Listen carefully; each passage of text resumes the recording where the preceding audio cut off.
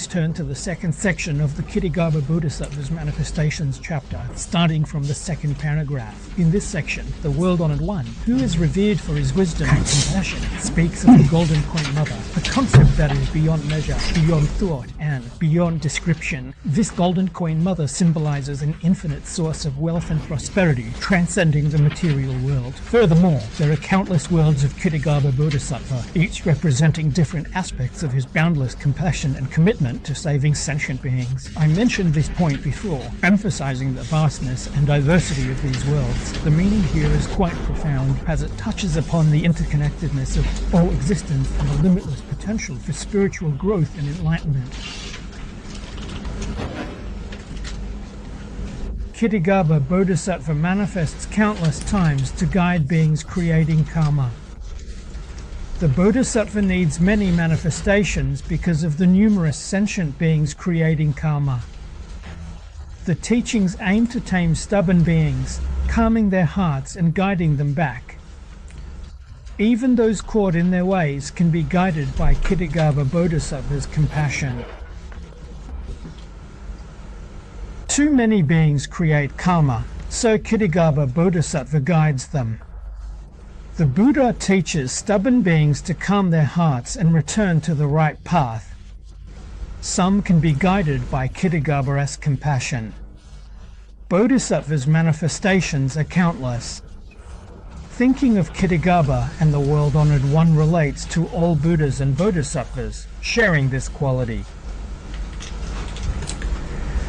The two masters guide stubborn beings to calm hearts and the right path. Kitigarbha Bodhisattva's compassion is deep. Shakyamuni Buddha embodies profound compassion. Scriptures show Shakyamuni Buddha humbly as one being. Buddhas and Bodhisattvas share this quality and outnumber wrongdoers. Sentient beings are stubborn and hard to transform.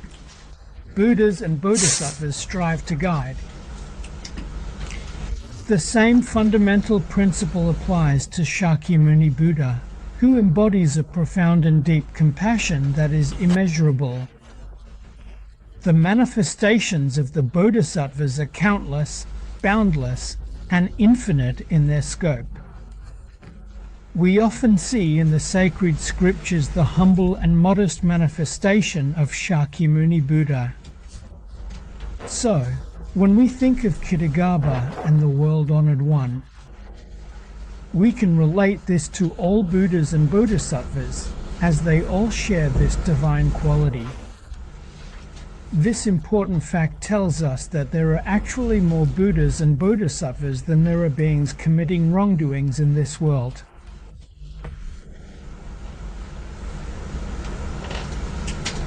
We can't find words to truly praise such great compassion and mercy, but sentient beings are indeed stubborn and hard to transform. The burden is just too heavy for the Buddhas and Bodhisattvas as they teach and guide them. The compassion and mercy shown by the Buddhas and Bodhisattvas are beyond words, as they tirelessly work to guide sentient beings who are often resistant to change. Despite their efforts, the task remains daunting and challenging. Thank you for the rules.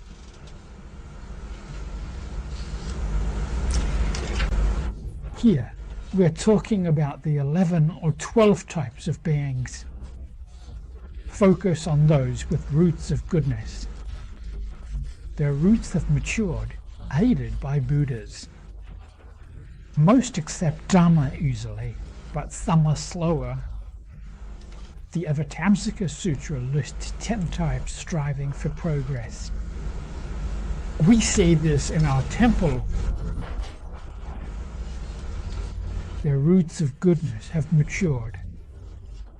Most accept the Dharma easily, but some are slower. They have tendencies seen in striving beings. We see this in our temple. They listen and practice, but old habits return. Liberation is unlikely. Habitual tendencies persist. Without merit, they wouldn't listen to teachings. They try, but old habits return. Liberation is unlikely. The Buddha entrusted them to Ksitigarbha Bodhisattva, who helps them.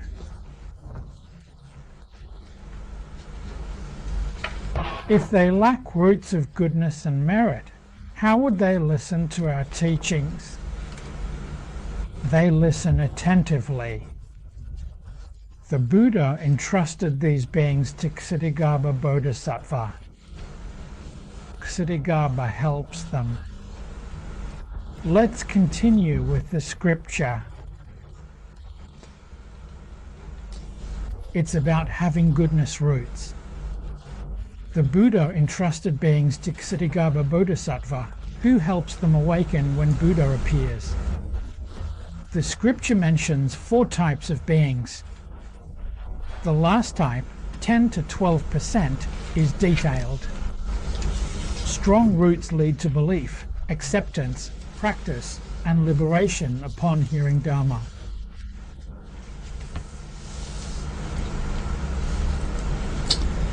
Examine the scripture. It discusses beings without karma, the humble, and those who missed opportunities. We'll explore 4 types of sentient beings. The last type, about 10 to 12%, is detailed. They hear, believe, accept, and practice the Dharma, leading to liberation, characteristic of the true Dharma period. The last type is indeed specifically and explicitly mentioned as about 10 to 12%. These are truly the beings with undoubtedly established roots who, upon hearing the Dharma, truly believe in it, accept it, and practice it diligently, leading to their liberation.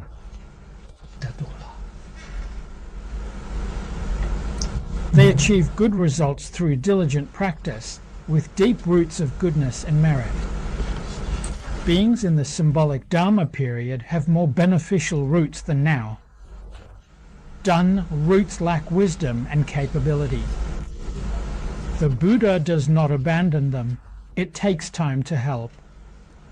Focusing on one teaching and practicing thoroughly, they gradually awaken. In the 3 periods of the Dharma, the roots of beings in the symbolic Dharma period are beneficial. When talking about root types, done roots are unwise, while done roots are less capable. For these beings, the Buddha does not abandon them. They need time to help them. By focusing on one teaching and practicing it, they will gradually awaken. This is the essence of not abandoning sentient beings. For these types of beings, the Buddha does not abandon them. As the saying goes, it takes a long time to help them. We often talk about focusing deeply on one teaching and practicing it thoroughly. Gradually, they will come to awaken. This is the essence of not abandoning sentient beings.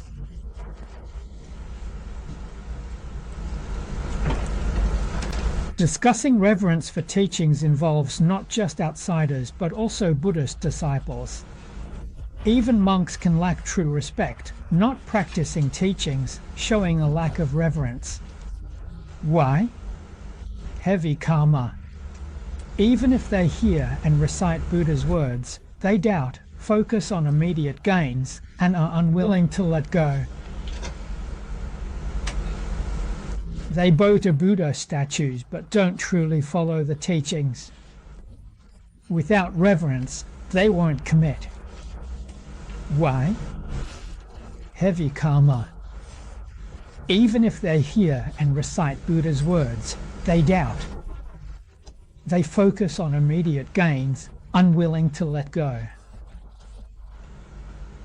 This type of person lacks reverence, karma-laden. They learn and recite Buddha's teachings, yet have doubts. They cling, like those seeking fame. They use teachings to plant roots. After Buddha's teachings fade, Maitreya will come. Maitreya will attain enlightenment in about 4 billion years. The story goes that this type of being is about 1 in 10. They borrow teachings to plant good roots, but can't achieve anything in this lifetime. After Buddha's teachings fade, Maitreya, the next Buddha, will come. When will Maitreya attain enlightenment? Scriptures say in about 4 billion years. How do we calculate that? It's tricky. You can't really figure it out. Maitreya Bodhisattva is in Sutra heaven, where a day equals 400 Earth years. Lifespans there are long. After the Buddha's Dharma is destroyed, the next Buddha, Maitreya, will become a Buddha. When will Maitreya Buddha come again? The Bible tells us that Maitreya will come 4 billion years later.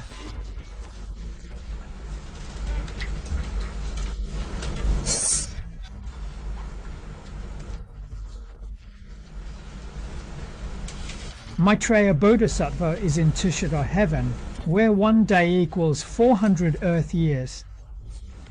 The being's lifespan there is long. Lifespans: for heavenly kings 500 years, Tvatesa 1000 years, Yama 2000 years, Sutra 4000 years. Calculating the time for Maitreya Buddha is tricky, and a solid answer is elusive. Lifespans: for heavenly kings 500 years, Tvatesa 1000, Yama 2000, Sutra 4000. 1 Sutra day equals 400 Earth years. This suggests 56.7 billion years. Maitreya Buddha appears after. Kittagarbha Bodhisattva cares for beings as Buddha's representative. 4,000 years is also the calculation master's day. We are 400 years in the human world. If you calculate it this way, it is about 5.67 billion years. It doesn't matter whether the calculations of the ancients are accurate or not. You can calculate it yourself. After such a long time, Maitreya Buddha will appear in the world. During the long period without a Buddha, suffering beings will be looked after by Kittagarbha Bodhisattva, who has been entrusted by the Buddha to speak on his behalf. So, even when the Buddha is not present in the world, Kittagarbha Bodhisattva acts as the representative of the Buddha.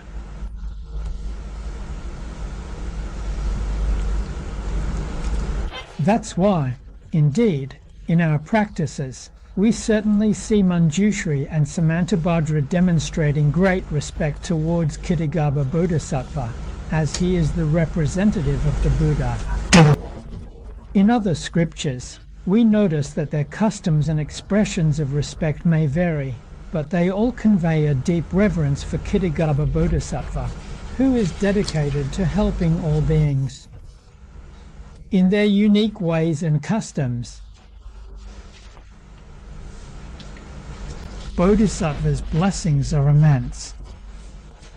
They guide beings, helping mature faith. Deep-rooted believers recite Buddha's name for rebirth, reaching the Pure Land without regression. Some aren't ready for these teachings. Zen, Tantric, and 7 paths practitioners see their inability to cut afflictions. It is indeed already mature in this world and will undoubtedly save all sentient beings in this era of the Dharma ending age. Those who can truly believe in the Pure Land teachings and sincerely chant the holy name of the Buddha and earnestly pray for rebirth in the Dharma ending age will surely be reborn in the Western paradise. In this age, Pure Land teachings are challenging. Zen, Tantric, and 7 path students can't cut afflictions. Severing afflictions escapes birth and death. transcending realms and achieving rebirth in the true Dharma realm, as in the Avatamsaka Sutra. Liberation requires severing afflictions to escape birth and death. Achieve rebirth in the pure Dharma realm. Few see through existence without indulging pleasures.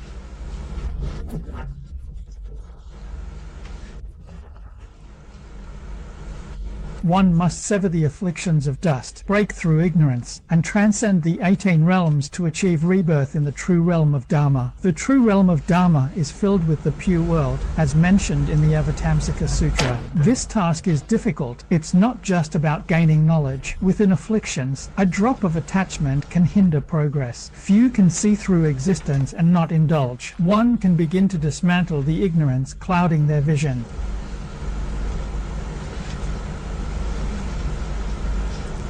This matter is incredibly difficult, really tough. It's not just about gaining knowledge, it's about breaking through the afflictions and delusions. Very few can truly see through their own existence and not indulge in the pleasures of the body. Once you get past this hurdle, only then can you start to break through those delusions, even if it's just a little bit. If you don't have any thoughts for the enjoyment of this body, your body will be broken. It doesn't matter if you don't have any thoughts for the enjoyment of this body. It's useless to stop criticizing major events and break one comment. From this point, we know that the method of cultivating the Tao is really like what the Buddha said. Only the good roots of those with deep roots can genuinely flourish. We indeed have such strong good roots, and even with just a little bit of good karma and blessings, if we listen to the Pure Land teachings and sincerely recite the Buddha's name, we can still achieve something significant.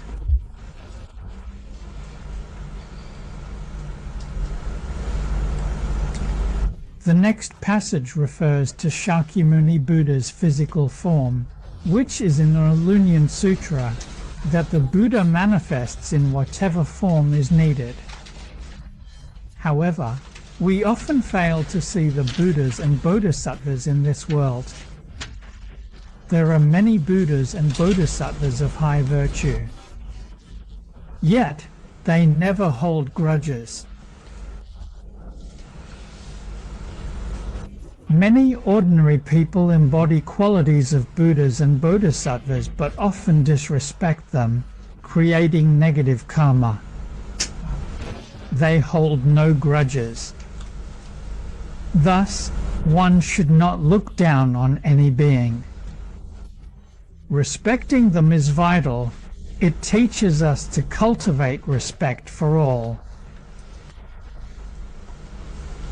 Buddhas and Bodhisattvas teach humility.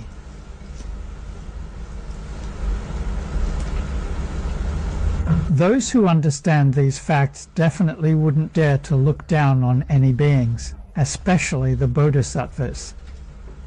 This is why the practice of respecting and honoring the Buddhas and Bodhisattvas is so significant.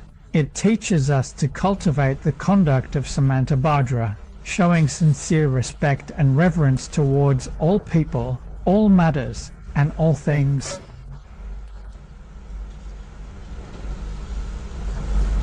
To cut pride and arrogance, Hanshan is Manjushri Bodhisattva. He does chores, chants Amitabha Buddha, cleans toilets, and does hard labor. No one noticed him. Are there no Buddhas and Bodhisattvas in our practice place?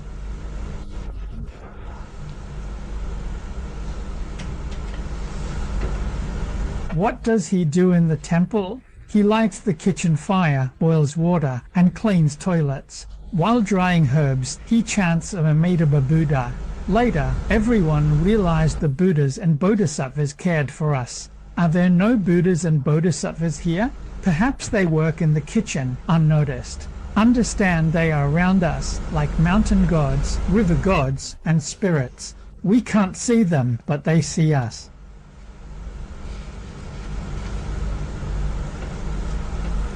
No one in this poem looked up to him. When everyone knew this fact later, they indeed realized that it was truly the Buddhas and Bodhisattvas who were taking care of us in our lives. We regret it every single day. Is there no Buddhas and Bodhisattvas in our temple?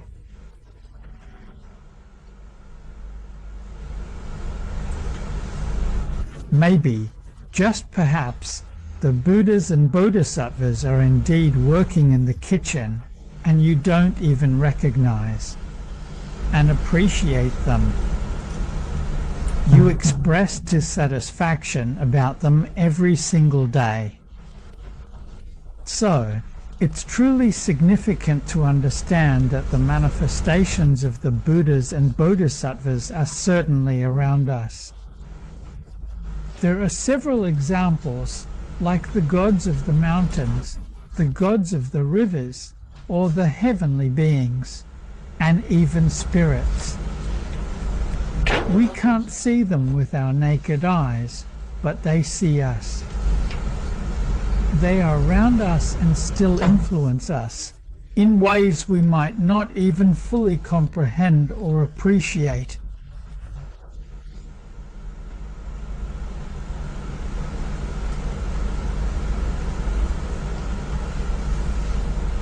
Ancient poetry.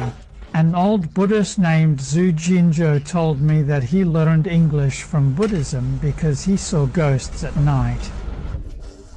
He believed in Buddhism. He was an official who practiced Buddhism and did a great job. He thought these things were superstition and didn't believe in them. He had numerous encounters and experiences, but when he heard stories and anecdotes from others, he took them with a grain of salt, half believing and half doubting, with a healthy dose of skepticism. How did he truly develop a deep and abiding real faith in his heart and mind? He shared that during the challenging times of the war, he was out engaging in leisurely activities like playing mahjong with his close friends and companions late into the night, in the wee hours of the morning, around 1 or 2 in the morning, before finally deciding to head back home.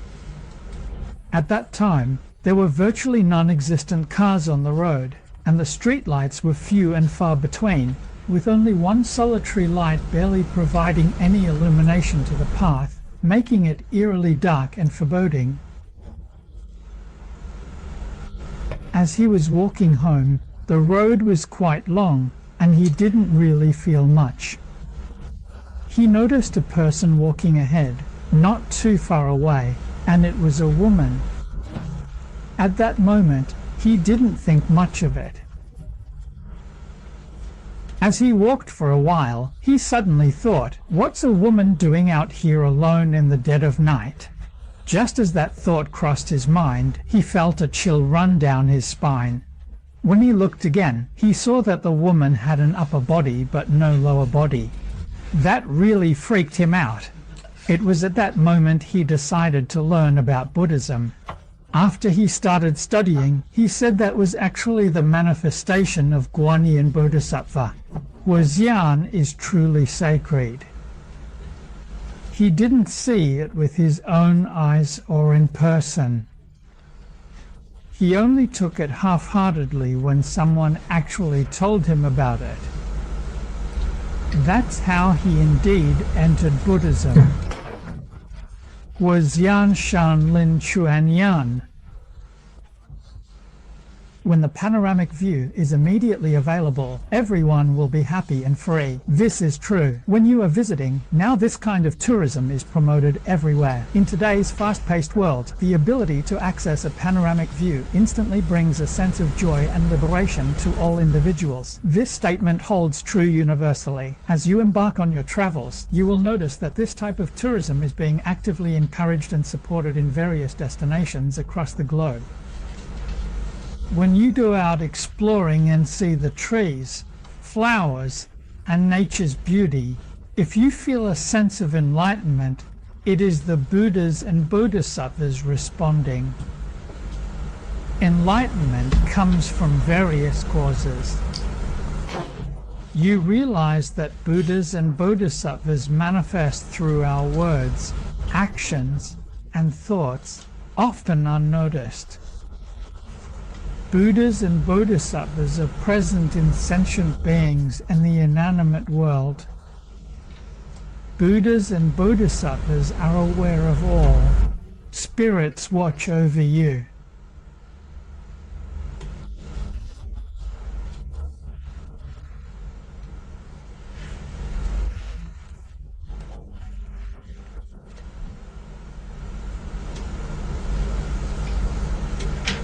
Only then do you realize that the Buddhas and Bodhisattvas are present. Our actions and thoughts create karma, often unnoticed. An old Chinese saying, "Spirits watch over you," holds true. Buddhas and Bodhisattvas outnumber spirits. With compassion, they guide us to escape the birth-death cycle and avoid negative karma. It's hard to grasp, and often we don't even realize that the Buddhas and Bodhisattvas are very clear about everything.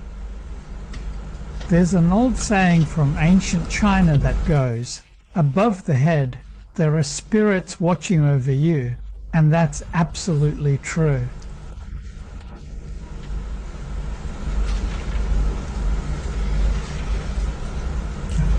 Spirits are many, but Buddhas and Bodhisattvas are more. They guide us to escape birth and death, avoiding karma.